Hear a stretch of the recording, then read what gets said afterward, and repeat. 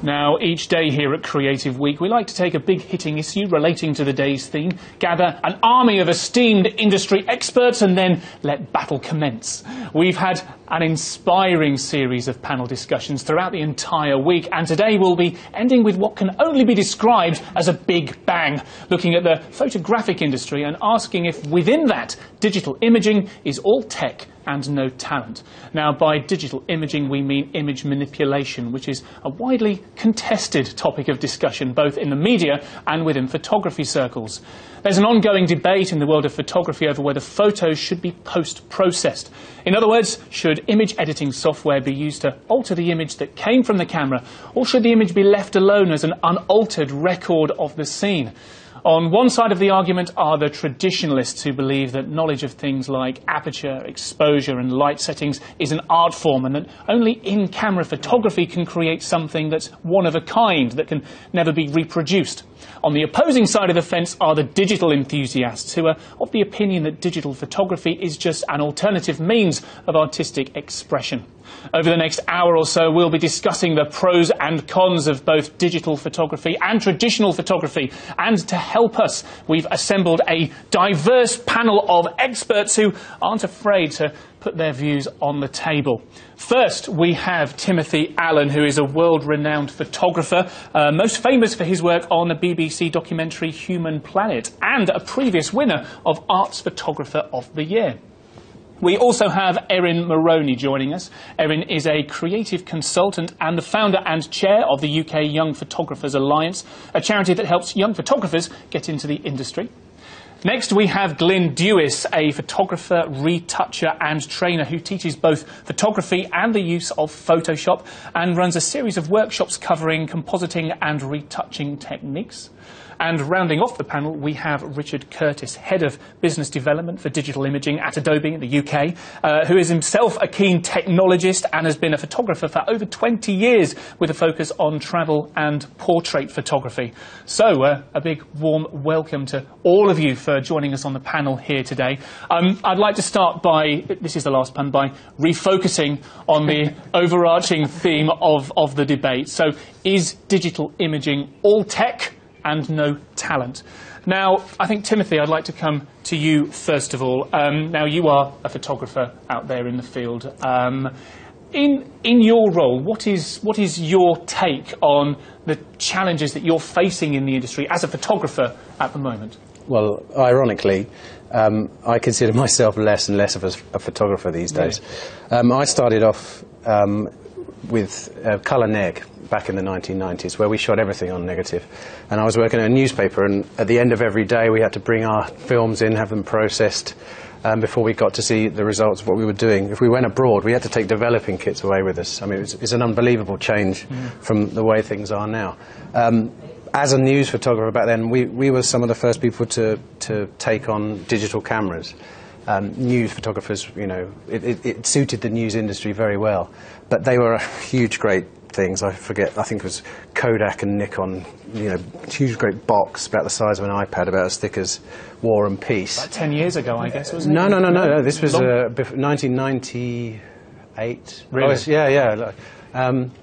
And yeah, I mean, I think it was an 80 megabyte camera that took 4 megabyte photos. You know, and a lot of the stuff I shot back then is unusable now, literally in the current state.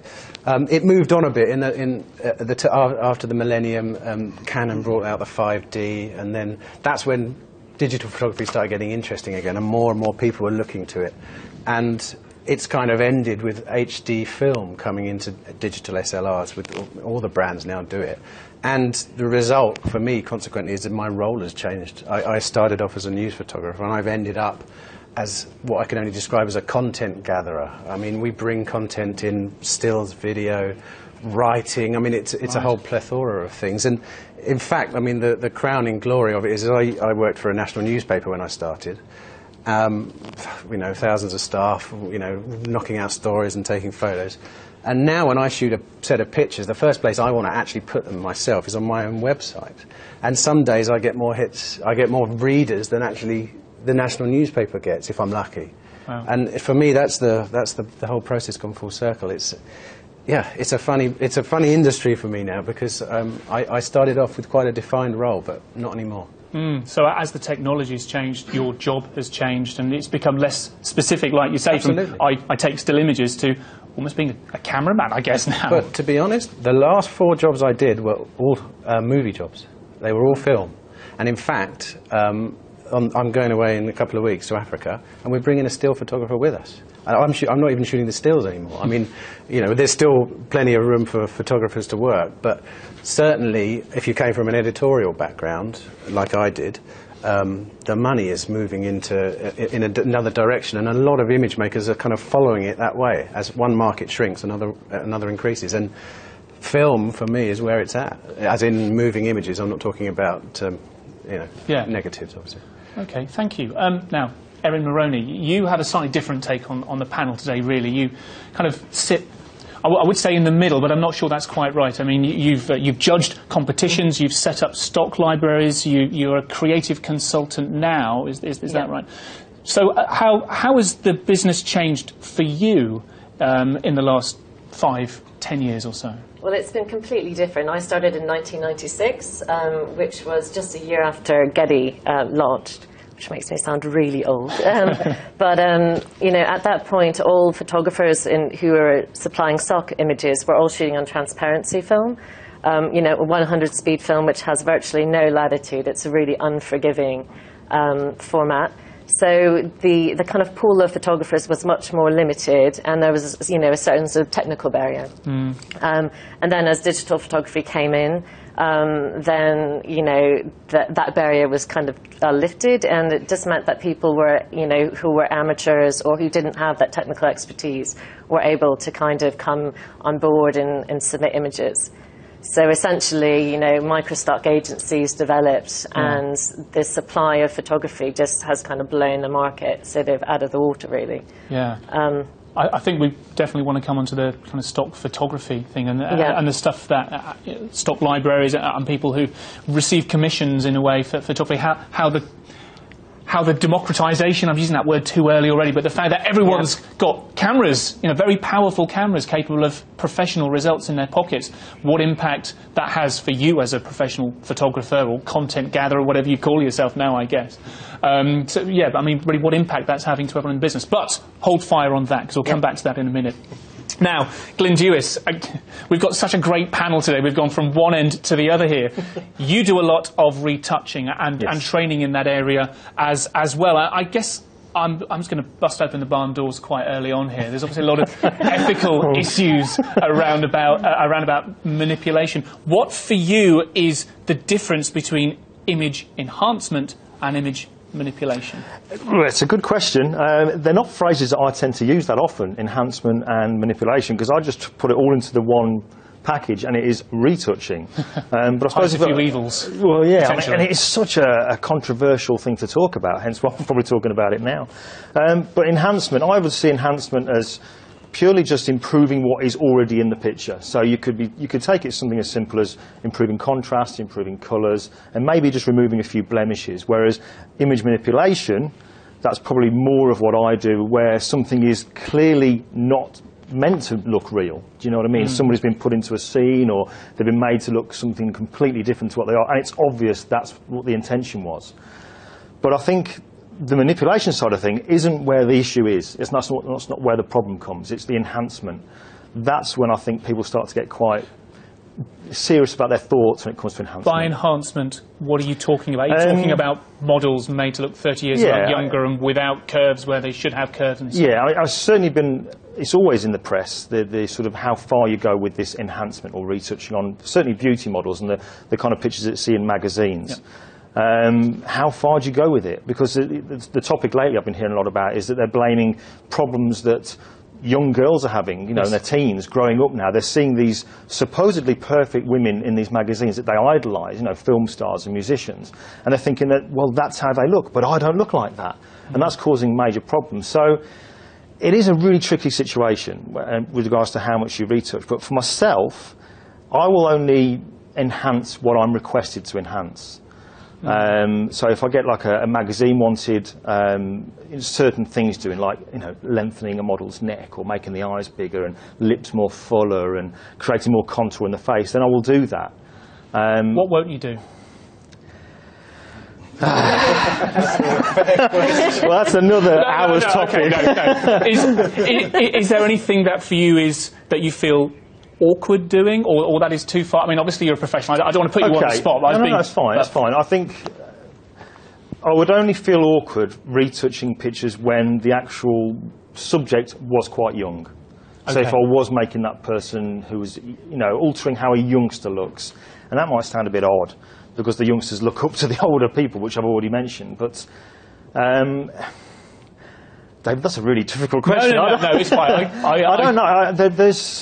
I'm never asked to do anything so far that I felt incredibly uncomfortable with. Okay, good. Good, I'm pleased to hear that. We're going to come to a question in the audience just in a moment. I know there's quite a few questions going around, but first of all, I want to have a chat with you, Richard. Now, your role is Business Development Manager for Digital Imaging Products for Adobe in the UK. That's right, David. That's a bit of a mouthful. It is. What does that mean? So, looking after Lightroom and Photoshop, what I'd like to say is that I would take photographs all day, edit pictures and draw pictures all day. But sadly, it's not quite like that. Sounds like a good job if it were. Absolutely, it'd be lovely. It's really... I think there's three things that I'm kind of focusing. One is really working with customers, like the audience today and like the audience on the live stream as well, and anyone who really is in a community of photography and image making. So we speak a lot and talk with customers, albeit agencies, corporates, user groups, other communities, to really kind of help them understand more about, especially now with CS6 and Photoshop CS6, about the new features and functions inside the product, how they can use it and the best way to integrate into their workflow. Then I think there's the other aspect, which is our partners. That may be our hardware and software partners, to make sure that they're up to speed with their community and what's new in the product. Yeah. So they can actually, go out to market and help their customers go up. But also working with specialist, if you like, creative agencies as well, to try and put together mentoring programs for people that have maybe just left college and kind of feel a little bit at a loose end when they go to the creative industry, and helping them kind of get their skills and craft up to date really with the new products. But the third thing really is my own spin on it, and really is trying to move away from feature function, because there's a lot of feature function, like content aware does this bit. And for me that's great, but I think what really is missing in the industry is understanding the whole workflow. Yeah. So understanding the craft of in-camera photography, understanding all of that, and I'm sure we're going to come to that a little bit later on, is understanding the craft of the software and how to use the software and where to stop, where to start, where to stop. Because that always is a bit of a challenge. And then the other side of it is the output channel. And the output channel to me is the most beautiful part of it. Is, do you print on a print of paper? Do you use vintage printing? Do you go out to an old 19th century process? Do you go out to the web? Do you go out to a digital channel like digital publishing? And I think what it does is, I think also to remember that Photoshop is kind of the cornerstone of a lot of creative work. So throughout this week, Photoshop really touches on everything we've covered, from digital design through web, through film and video and photography. It really is where most people start off their creative process, and understand how that fits into the process as well. But also, just to mention it, also for me as well, to collect feedback from customers, end users, and using software to feed that back into our product R&D and provide that future direction as well. So, Richard, congratulations. You've ticked 3 of the bingo boxes on my list here. The C word of craft, the V word of vintage. Gosh, I should forget. Oh, yeah, another is also listening to what people are saying as well. Absolutely. Oh, no, of course, the other one was Photoshop, and that Photoshop's become a bit of a verb, really, hasn't it? Quite a loaded verb at that. But hold on to those thoughts, because I just want to read out a couple of comments that we've had from Twitter. Remember, the hashtag is Creative Week UK. We have had Evan Coolants, who's written in saying, there's always been some form of post-production. All software has done is make that process quicker and easier. Torsten Kieslich, I'm sorry if I've got that wrong. Torsten Kieslich says, it's not a question of post-processing or not, but the quality of post-processing. Okay, I want to throw this out to the audience because I've seen we've had quite a few hands raised. There's a lady at the back over there. Hello there. Hello, I want to start my question, which is to Glyn, really, with a caveat, which is, first of all, that I don't buy into the very simplistic view that retouching affects young women and their perception of themselves. But you talk very comfortably about lengthening necks, making eyes bigger. Don't you think that crosses the border into dishonest? It's what do you class as dishonest? I mean, class dishonest, changing somebody's body shape or their eyes. Yeah, certainly, but it really depends if I'm asked by a client that they need something to fit a certain So kind you're of participating topic. in dishonesty, basically. Yeah, sure. But, I mean, going back, you wouldn't believe it's sat here now, but 5 years ago I used to be a competitive bodybuilder. I wasn't born with shoulders out here. I would go to the gym, I would take supplements, and I would make myself into something that I wasn't. We've all been enhanced before we came on here, some more than others. You can't make your neck longer. Pardon? You can't make your neck longer or your eyes bigger. Well, no, but I could certainly have made my arms bigger and stuff like that. So it is. I mean, we could do a whole week talking about that kind of thing, and I totally sympathise with, how far do we go with this and how it can affect people. Because they do have this idealistic kind of thing, that's how I must look like to be accepted in society. And that's not true. Haven't we reached a point now, though, where we take it for granted, if you open Tatler, you take it for granted someone's been manipulated. I mean, I did exactly that this morning, and the cover girl was actually photoshopped twice onto the same picture. I mean, and it's. I think we know that. You know, if you see a beautiful girl, I think professionals know. It's in the news the whole time. No, I don't think people necessarily understand the depth and the extent to which the manipulation takes place. I mean, I'm not against it at all, and I certainly don't buy into the very simplistic view that, they see this image, therefore it gives you anorexia. That's a nonsense, frankly. But I do think there's a very worrying thing about dishonesty that I think a debate is worth having around. It's a much more nuanced point. I think there's also something that you mentioned this morning, because obviously there's image manipulation, but then there's changing the story of a picture as well. And something that I think you mentioned earlier on, Timothy, was with regards to the budget briefcase. Oh yeah, I mean, well, we're not talking about fashion here. We're talking about photojournalism, which also has its issues with digital manipulation. Yes. Well, it was an interesting debate we were having this morning. The Guardian, I forget when it was, I think it was last year, had an issue that one of the photographs of Gordon Brown, or whoever it was at the time, holding up the big red box outside number 10 during the budget, and someone had photoshopped away, a person that was behind them, and I think actually it was just their hair. Now, when we were talking about it, if you're a hardcore photojournalist, that's a real no-no. And the argument was, well, you have literally rubbed that person out from history. And actually, when they said that, the first thing I thought was, I'm rubbing people out of history the whole time just by moving my camera an inch to the side. And now, I'm not saying that you should rub someone out of a photo, but there is certainly a debate that really is never-ending. I think there's so many levels of it, and what we're using as our kind of standard is a box, is a machine. The machine that gets the picture, that seems to be the thing that says, right, if the machine took it, it's real, which of course it's not. The camera never lies. That. Yeah, of course. Yeah. But I think there's also another stage past that. I mean, you are creating that content, then there's some editors. Then either if it's moving pictures, then they're making the cuts. They're possibly changing or manipulating the interview. And then on radio as well, we're doing that with audio all the time. I'll give you a good example, because I was commissioned a couple of months ago to shoot a film and a set of stills using tilt-shift lenses, which are essentially give you the option to sort of change the focal plane of your shot, and they create those pictures where everyone looks tiny. And it's quite de rigueur at the moment to shoot those kind of things. When we looked into it, the cost of the tilt-shift lenses were a hell of a lot. We discovered there's a tilt-shift filter that you can run over your pictures that you shot on your with normal lenses, and as far as I can tell, it's indistinguishable. It's indistinguishable.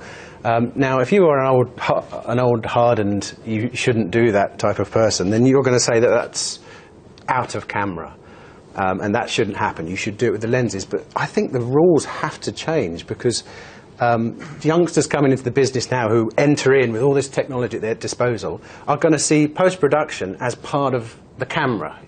We only had a camera. When I started, we just had a camera and a film, and we knew whatever went onto the film is what we got. But I don't know. These days, it's not about that. I mean, there's so much you can do. I mean, to take it a step further, you said earlier that CS6 has got the ability to move the focal plane in it. So you can change your aperture within a picture that you've already shot. Now that is incredible. Is that wrong? Is that shopping a picture too much or not? I really don't know. One very quick comment, then to come on to Glyn. I know there's loads of questions going up in the audience here. We will come out in just a moment. A quick question from GCO. Well, no, a quick point from GCO Studios. Very little in the real world is real world, regardless of post-processing. What about makeup and stuff? We're trying to alter things before we've even taken the image. Glyn? Yeah, it's just to pick up with a friend in the back there.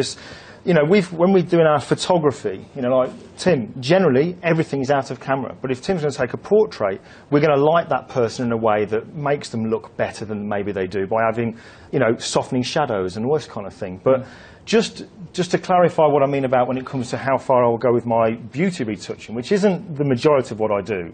I did a job a week and a half ago, and this was for a therapist, a hypnotherapist, who wanted some headshots doing for her website.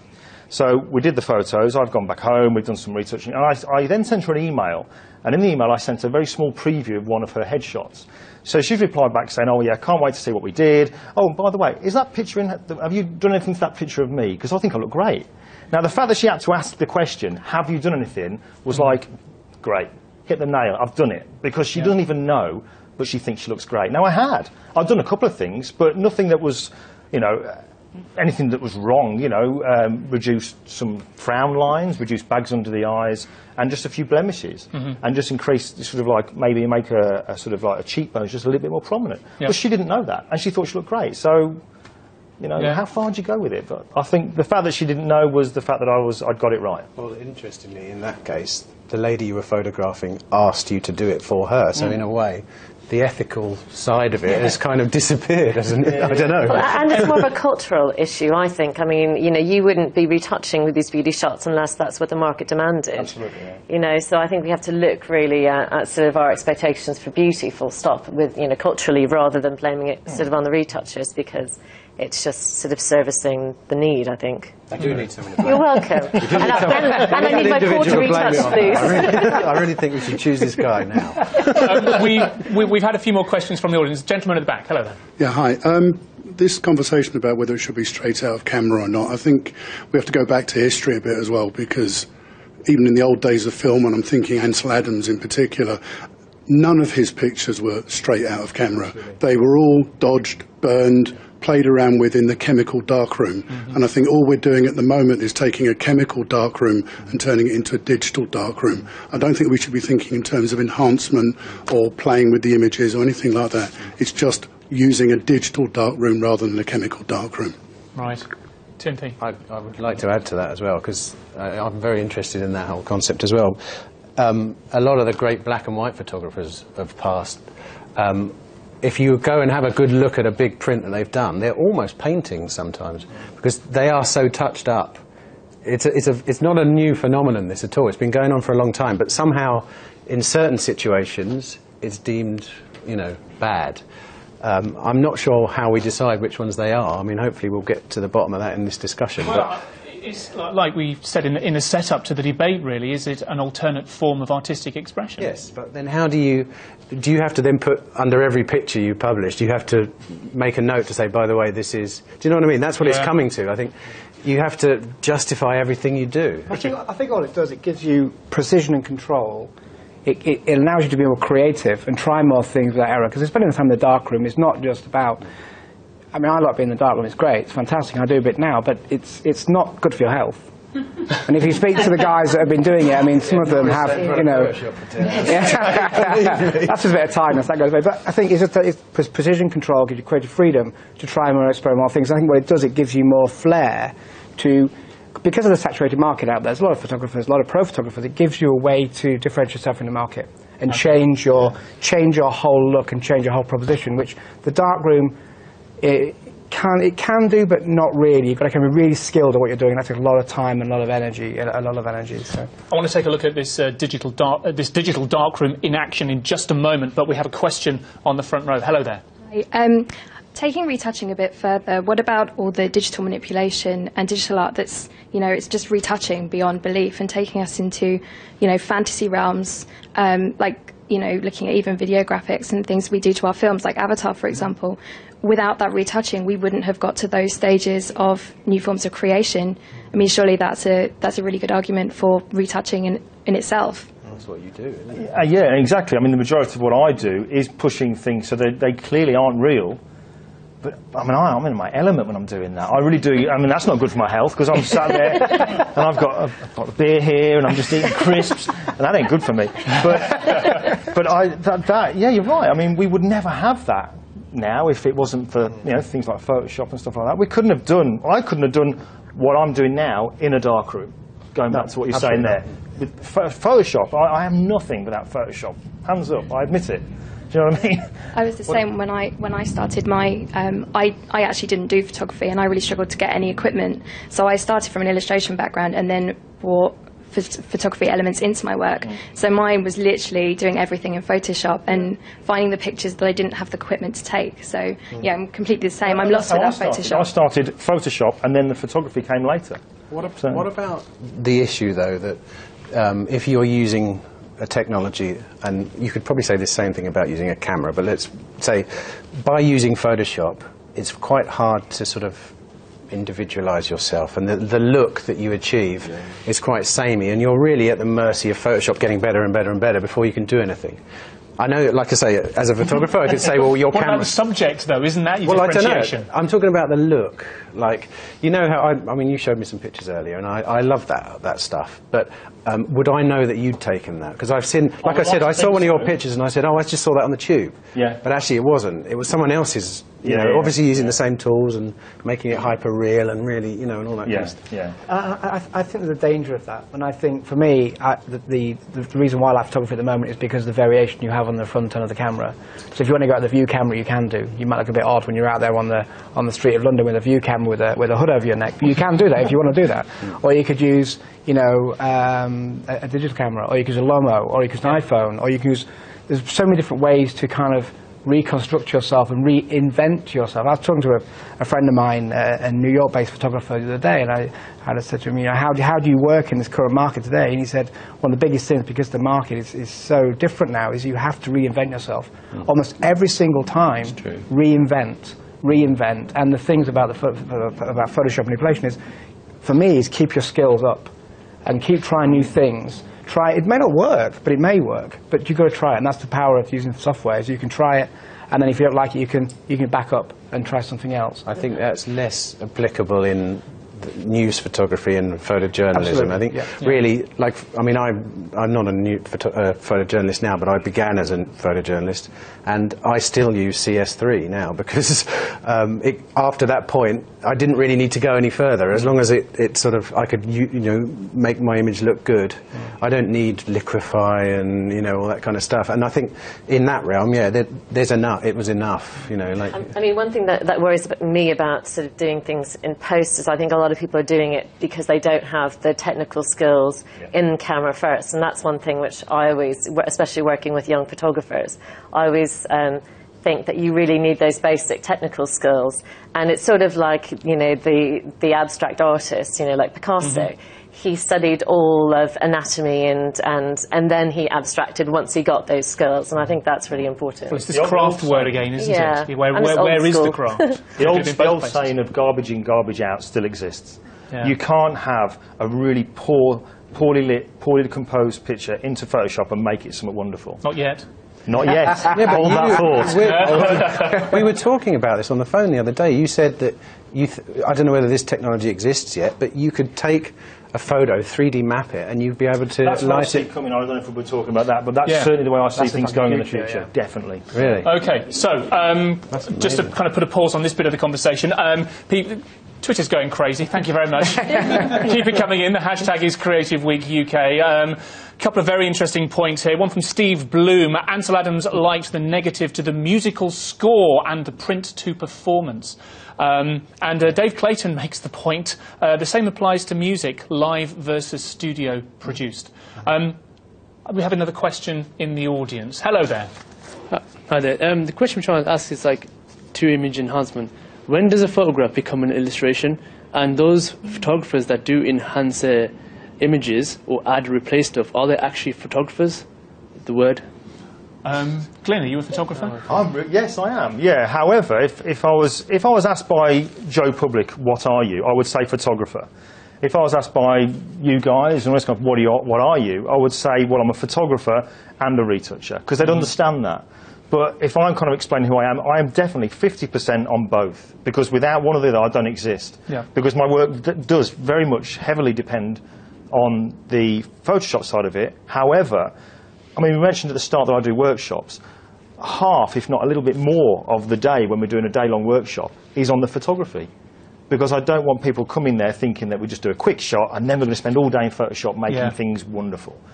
The photo is so important. Like you said, garbage in. Garbage in, garbage out. I mean, if I'm going to create some kind of surrealistic thing that we mentioned earlier on, we're going to have somebody in a scene where they've got some highlights on them. Those lights are put there for a reason, and that's what I try to tell people, because in the final image, the highlights that we've properly put in there using studio lights, that'll be represented by a moon or a sun or something that we'll put in the picture later on.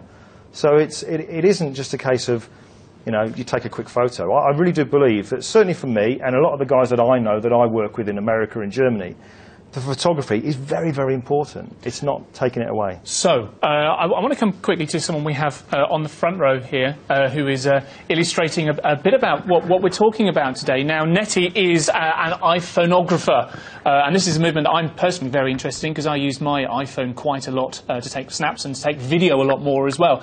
And Nettie has been sat here in the audience taking some snaps and kind of using a mobile digital darkroom post-processing stuff. Nettie, what have you been doing? I can't quite see it from here. But I'm actually editing something I took the other day at the moment, but I have been taking some photographs. I'm interested in what the team think. I'd like to throw a challenge down to you, because you're all talking about moving forward and trying out new things. There's a new word, and it's apping. I'm a professional artist and photographer, and for nearly 3 years now I've hardly touched Photoshop. I'm really embarrassed to say that, but I've just used my phone and my iPad for everything, and there are more and more professional people like myself doing this. It's not just amateurs, but there is some fantastic work being produced by amateurs. So I'm throwing down the gauntlet really and asking you how you feel about this. Have you had a go at it yourself? Can I frame that actually to Erin? Certainly from your history setting up stock libraries and so, and kind of from a consultancy and almost an agency point of view as well. You're getting people asking you for particular shots, and you're then looking at, or commissioning people to take those shots. Do you care whether this has come from an iPhone or whether this has come from a Canon or a Nikon?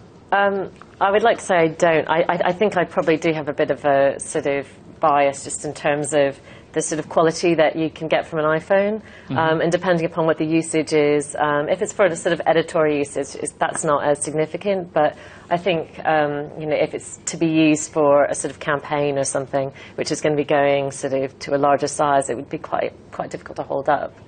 Timothy, do you feel threatened? By iPhoneography? Yeah. By this, again, Not really. democratisation, the fact that everyone's got potentially a very high-powered, potentially professional bit of kit in their pockets. They have, but also that democratisation, it has another side, which is if your stuff's good, it'll do well. Everyone can do it, but not everyone's doing it well, for sure. I think,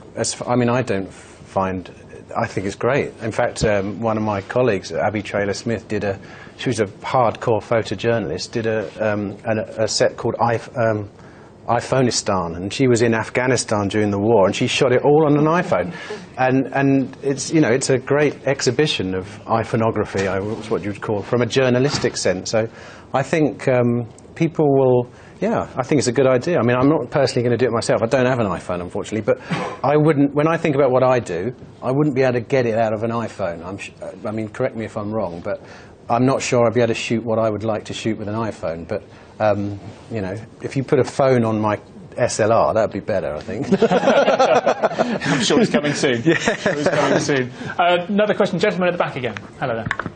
I think as Chase Jarvis said, the best camera in the world is the one that you've got with you, and if the only camera you have is the one that's on the iPhone, that's the one you're going to use to get the shot. And I think the democratization of photography, photojournalism through sites like Demotics and people like that is really the way forward for almost stock journalism, if that's a word I can invent. I'd be interested in the panel's view on that. Just from a stock point of view, I have a bit of a love-hate relationship with digital photography because it really has sort of decimated the kind of standard, the old-school kind of stock agencies. You know, when I started, you know, we used to supply to, you know, the major newspapers, and we used to charge 100 for 100 square inches. It was about £460. It's now £80, and the reason for that is that we don't set the rates anymore. The client does, because there's such a sort of wealth of photography out there. They can find the pictures on Flickr. Right. They can get them on every micro stock site. So there's a take it or leave it attitude with clients now, which we never had before. And I think it's safe to say, without any exaggeration, that across the board, you know, rates have gone down, repro rates, by at least half, if not more. Right. And the idea is that, well, if you don't like it, there are 20 other agencies and 5,000 photographers standing behind you who will take the 20 quid for that picture. It's, you know, I it's think a bit with depressing. some of the other technologies that we've been talking about this week as well, that's quite a common theme as the digital age comes upon us, and everyone's got very powerful tools in their pockets, or, you know, available relatively cheaply. Everyone can be a content producer. I guess it's just a question of what the quality of that content who wants to consume that content. I mean, because exactly, I think.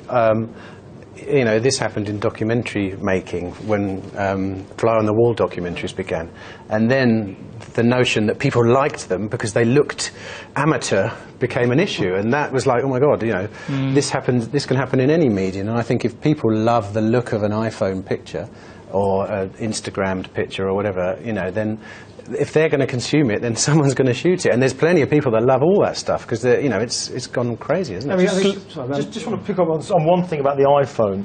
I absolutely love it. Okay, I love doing all this kind of, you know, we've got Photoshop Touch on the iPad, we've got Snapseed and things like that for all this. I love doing all that. And even though I am a photographer, when I go on holiday or days out and stuff like that, I never take my SLR, my DSLR. I only use my iPhone. And I would say that 90% of the photos on my wall have been taken with my iPhone. And I get, because I do one-to-one sessions and stuff like that, I get people asking me, I had one not long ago, how do I do the Instagram look in Photoshop? Do you know what I mean? And I'm sure that it isn't going to be that long now until I'm doing workshops, Photoshop on the iPad. People Richard, will come for that. You mentioned vintage in your bingo bit earlier on. Yep. Now, is this response that we're seeing through tools like Instagram and Hipstamatic and so on for this analog look, do you think that's somehow a kind of knee-jerk a rebellion against this over-processed look that some people think that we might be seeing? I mean, personally, I quite like. I mean, I love using the iPhone as well, and I use it in different ways than I would my SLR. Okay, I take it in different. I do different, more experimental shots for recce and things like this. But I think the vintage look for me is something I really want to draw myself to, because actually, like I said before, it really differentiates yourself in the market. It does something completely different. I still like film. I still shoot film because I like forcing myself to think about what I'm doing and why I'm doing it. Force me to slow down. Even with a digital camera, I force myself to slow down. I look for that decisive moment that I'm looking for in the image. I wait for the scene to happen.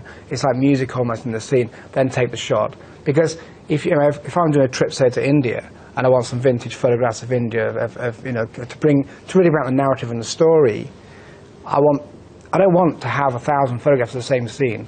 I want to have 5 really, really good quality images that I can pull together as a narrative, then make a book out of it, and then put my narrative, and then put my thing. It's discipline, absolutely. I know you've got a memory card in there that you can take hundreds of photos, you know, in no time whatsoever. So, and you say with film, you've got to be careful because you know it's expensive nowadays and whatever. So you're going to take your time and maybe look for that special moment. So it's more a discipline thing. It is very disciplined. And again, it comes down to the craft again as well. But I'm sorry to kind of steer the conversation away from here. We are running very, very short on time. The final point I think I want to put just very quickly to each and every one of you is this, to talk about the future really.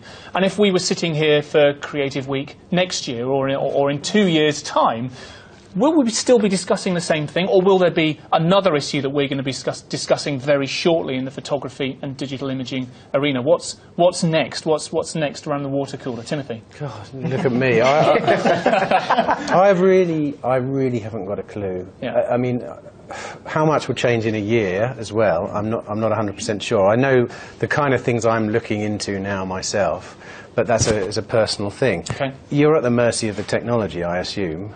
I mean, is that fair to say? I mean, I saw something online the other week about cameras that can shoot at every aperture simultaneously. The Lightroom. That's the one, yes. yeah. Now that, for me, is an astonishing concept.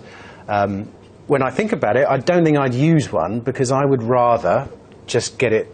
I'd rather shoot it on my own camera and get it get the aperture at the aperture I like and leave it at that. Something like that gives me is too many options. Okay. And I would then get home, sit at my computer and think, I'd be forever tweaking this thing, and I was like, no, leave it. I preferred it when you just take the click and then, Timothy, go. I'm really sorry to have to stop you there, sorry. but I'm afraid we have run out of time today. I'd like to thank all of our panellists here today: Timothy Allen, Erin Moroney, Glyn Dewis, and Richard Curtis. Thank you very much. Round of applause, please.